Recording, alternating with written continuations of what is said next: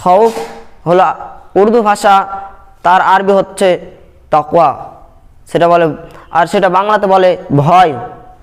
আমাদের প্রত্যেকটা মানুষকে ভয় করতে হবে। কাকে করে ভয় করতে হবে?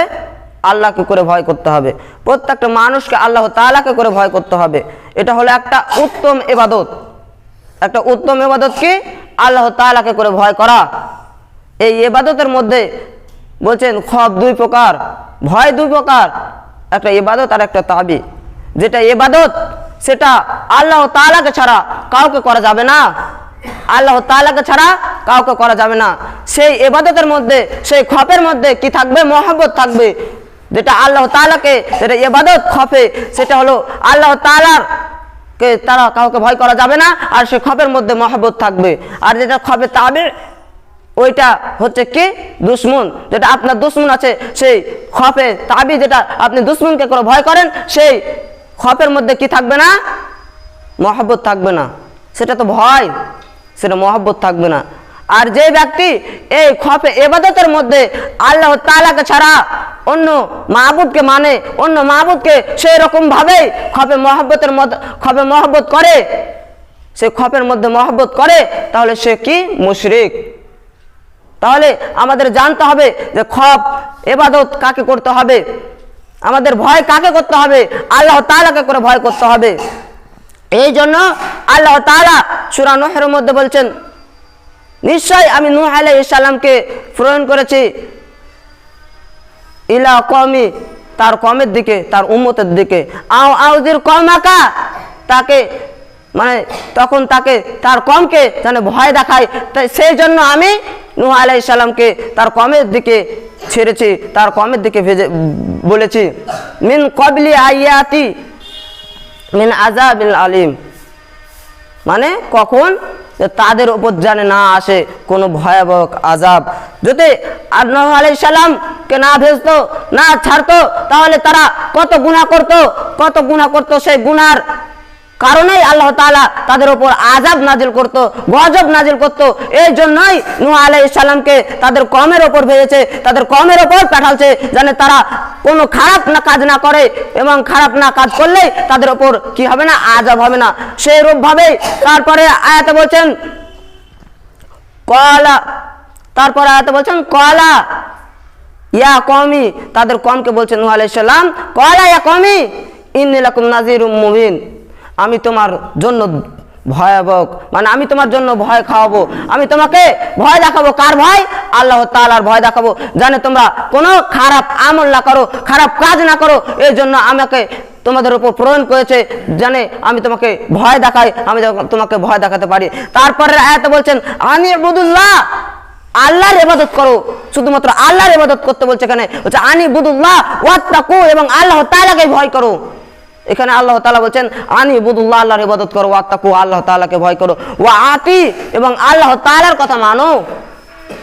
যে ব্যক্তি আল্লাহ তাআলার কথা মানে তার কি আছে? তার জন্য কি আছে? তারপরে আয়াতে বলছেন ইয়াগফিরু লাকুম, তাকে মাফ করে দেওয়া হবে, যুনুবাকুম, তার গুনাহ। সে দুনিয়ার বুকে যতগুলো গুনাহ করেছে, সে যদি আল্লাহ তাআলাকে করে ভয় করে, তাহলে তো সে ইবাদত করবে, আল্লাহ তাআলার দিকে আসবে। আর আল্লাহ তাআলাকে যদি ভয় করে, তবে সে কি করবে? আল্লাহ তাআলার কাছে ক্ষমা চাইবে।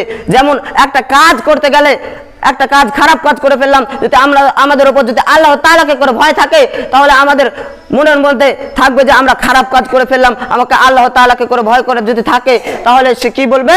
যে আমাকে ক্ষমা চাইতে হবে, কেননা আল্লাহ তাআলা আমাকে জাহান্নামে দেবে। আল্লাহ তাআলাকে করে যদি ভয় থাকে, তবে সে ক্ষমা প্রার্থনা করবে। আর রাসূল সাল্লাল্লাহু আলাইহি ওয়াসাল্লাম বলেছেন, তোমরা ক্ষমা প্রার্থনা করো।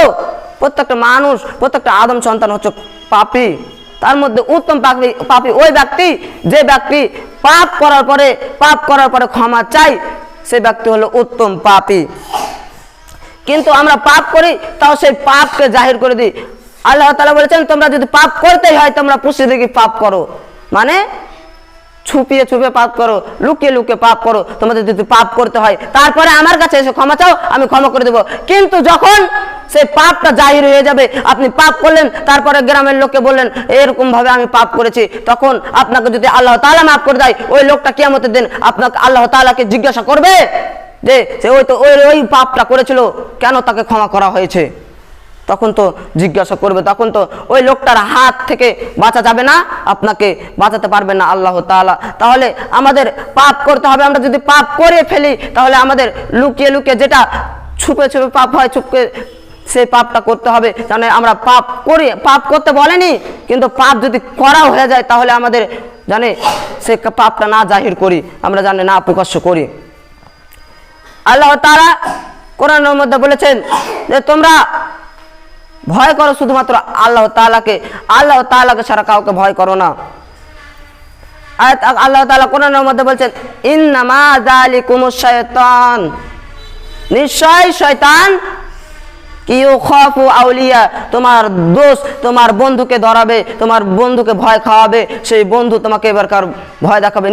নিশ্চয় শয়তান তোমার বন্ধুকে ভয় দেখাবে, সেই বন্ধু এবারকার তোমাকে ভয় দেখাবে। কিন্তু ফালা ইউখাফুহুম, কিন্তু তুমি তাকে করে ভয় করো না, তাকে করে ভয় করো না। ওয়ালা ইউখাফু, তোমরা ওয়াকেই ভয় করো।